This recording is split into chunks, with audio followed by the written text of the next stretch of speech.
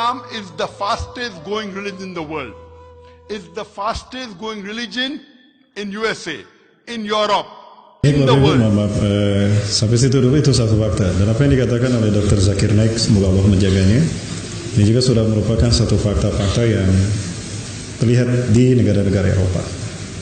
Kota London, populasi umat Islam makin bertambah sekarang. Aneh, disebut agama teroris tapi banyak peminatnya, Bapak. Kok banyak orang masuk Islam ke agama teroris? Kalau memang Islam teroris radikalis, kenapa banyak yang masuk Islam? Ini untuk menunjukkan bahwa dunia sedang ada dalam sistem Dajjal. Ingat, Dajjal membagi sistem, memutarbalikkan fakta. Yang benar menjadi salah, yang salah menjadi benar. Bukankah Rasulullah SAW menyatakan, Dajjal akan datang kepada kalian dengan air di tangan kanannya dan api di tangan kirinya. Ya. Apa yang kau lihat air di tangan kanannya, jangan kau ambil dia, itu neraka bagi kamu. Jangan kau ambil. Itulah diskotik, hiburan-hiburan, konser musik, itu surga bagi mereka. Air yang ditawarkan Dajjal, jangan diambil. Adapun api di tangan kiri kalian, di tangan kiri dia, itulah surga kalian, ambillah dia. Karena sesungguhnya di balik api itu ada air yang menyegarkan. Kenapa disebut api? Bagaimana tidak disebut api? Mau kajian, ditanya, diinterogasi, diawasin, gitu kan? Ustadznya harus lapor dulu ke ini, begitu. Dibikin susah, dibikin panas. Apalagi yang ceramahnya URB, Ustadz Radikal dan Cocok Logi. Dibikin panas, dibikin kayak api, Bapak Ibu. Nah, inilah sistem Dajjal. Diputar balikan fakta. Yang toleran, yang paling toleran dikatakan tidak toleran, yang paling brutal dikatakan toleran. Nah, ini sistem Dajjal. Ini akan terus melanda kita sampai pada akhirnya puncaknya baru Allah turunkan pertolongan, yaitu munculnya Imam Mahdi. Yakin Imam Mahdi akan muncul? Yang jawab sedikit, berarti yang yakin sedikit. Ibu yakin Imam Mahdi akan muncul? Ini saya sampaikan hadis-hadisnya, Bapak Ibu, dalil-dalilnya, bahkan mencapai mutawatir maknawi. Khawatir, tidak yakin dengan kemunculan Imam Mahdi sama dengan yu'minuna nabi ba'din wa yakfuruna nabi ba'din. Sama dengan beriman pada sebagian ayat yang kufur pada sebagian ayat yang lain. Ini dalilnya nih. Ini yang pertama contohnya. Ya, Rasulullah SAW bersabda di dalam hadis riwayat Imam Abu Dawud, "Laulam yabqa' minad dunya ila yaumun." Andaikan tidak tersisa dari dunia ini kecuali satu hari saja. Andaikan ini hari terakhir besok kiamat, la tawallahu dzalikal yaum. Allah akan memanjangkan hari itu hatta yub'atsa fihi rajulun min ahli baiti, sampai diutus seorang laki-laki dari keturunanku, yuwati ismi, namanya sama dengan namaku, wa ismu abihi ka ismu abi, nama ayahnya sama dengan ayahku, yamlul arda adlan wa qistan kama muliyat sulman wa zawran. Dia akan memenuhi dunia ini dengan keadilan dan kesejahteraan, damai sejahtera, sebagaimana sebelumnya penuh dengan pembantaian, huru-hara, petaka, fitnah, hoaks, dan kata-kata busuk. Itu apa ini? Nanti akan dibikin damai sejahtera di masanya. Bahkan Rasulullah menyebutkan ketika kemarau panjang terjadi menjelang kemunculannya, ketika beliau muncul, ya'ti fi akhir ummati al-mahdi ubashirukum bil mahdi ya'ti fi akhir ummati. Aku berikan kabar gembira kepada kalian. Ini hadis berikutnya. Ubashirukum bil mahdi, aku berikan kabar gembira kepada kalian dengan kemunculan al-mahdi.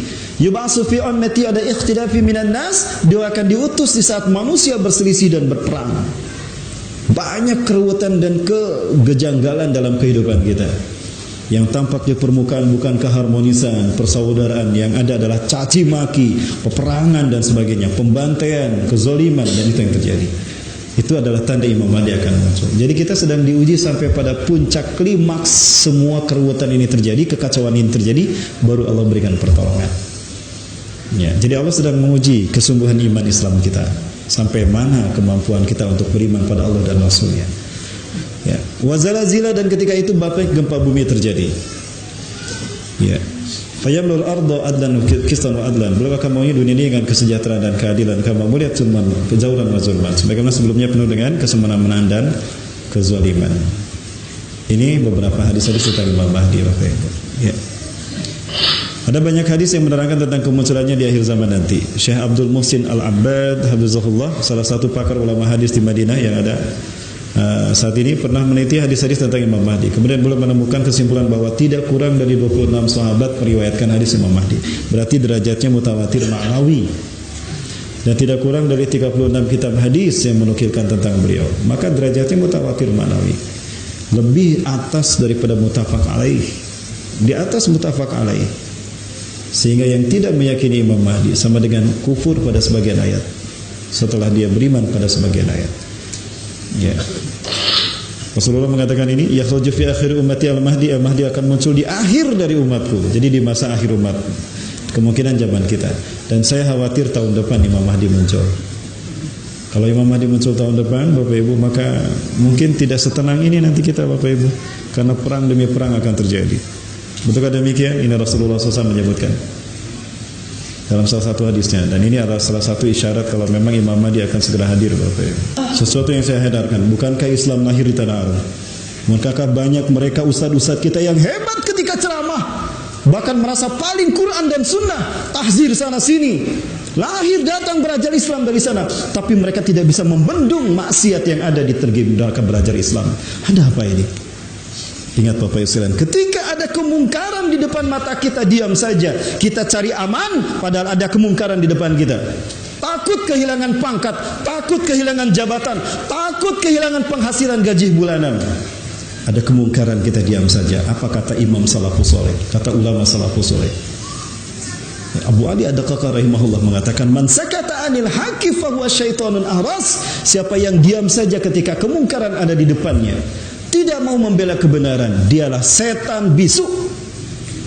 Maka saya tidak habis pikir dengan mereka. Katanya hebat ulamanya, memang hebat mereka ketika ceramah, banyak pengikutnya, paling ahlu sunnah. Tapi ada kemungkaran di depan mereka, mereka diam saja, tutup mulut. Ada apa? Hati-hati, ini yang akan menjadi petaka bagi kita.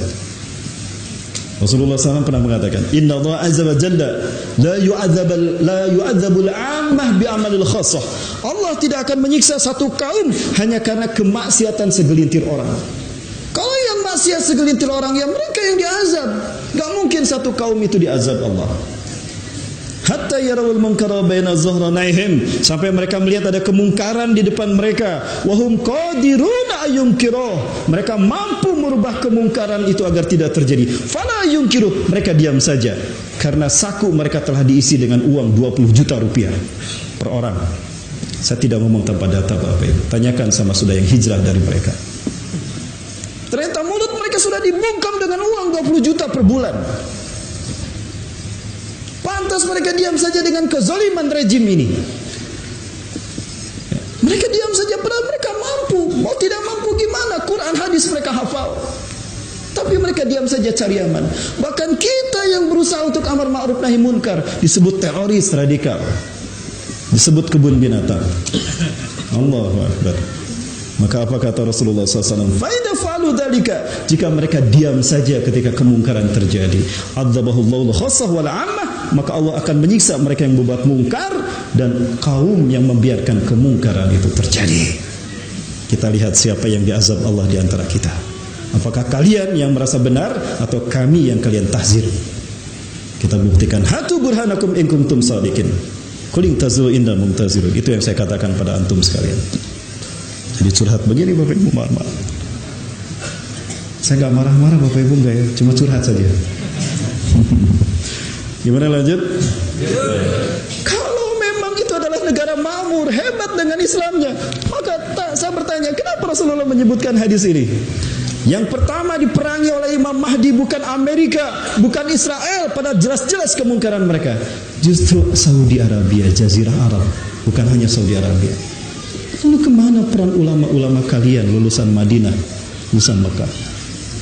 Artinya tidak bisa membela, tidak bisa menunjukkan izah umat Islam di sana. Silakan introspeksi dan lihat diri sendiri sebelum mentahdir orang lain. Ya, Rasulullah SAW mengatakan, Innakum satuqatiluna jaziratul Arab wa yaqtahu Allah. Sungguh kalian akan memerangi Jazirah Arab. Diperangi berarti tidak diakui keislamannya. Betul? Salah satu perbuatan yang menyebabkan batal keislaman seseorang. Orang kafir ingin menyerang orang Islam. Orang kafir ini tahu ada orang Islam yang benci sama saudaranya, maka dia gunakan orang Islam ini untuk membantunya memerangi orang Islam. Bagaimana hukum orang Islam yang membantu orang kafir memerangi orang Islam? Intisarul kafirin wal musyrikin fi qitalil muslimin fa huwa kufrun. Amerika menuduh Saddam Hussein menyembunyikan senjata pemusnah massal, membantu teroris Al-Qaeda. Dan tidak mungkin Amerika memerangi Irak langsung dari Amerika. Butuh satu negara untuk menjadi transitnya, tempat transitnya. Ternyata ada negara Islam yang membantu Amerika memerangi Irak.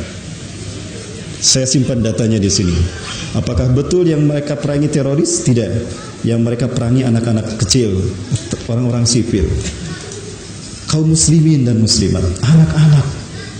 Saya tidak bicara tanpa fakta. Kami punya faktanya. Tunjukkan fakta kalian jika kalian paling benar dari saya. Yang mereka hancurkan bukan seorang teroris, masjid yang mereka hancurkan. Di mana mata hati kalian? Menutupi kebenaran yang kami suarakan. Hati-hati, berarti kalian yasudduna an sabilillah, menghalang-halangan kami dari jalan Allah. Silakan pertanggungjawabankan hujah kalian di hadapan Allah. Allahu Akbar. Mohon maaf ini saya jadi marah-marah Bapak Ibu.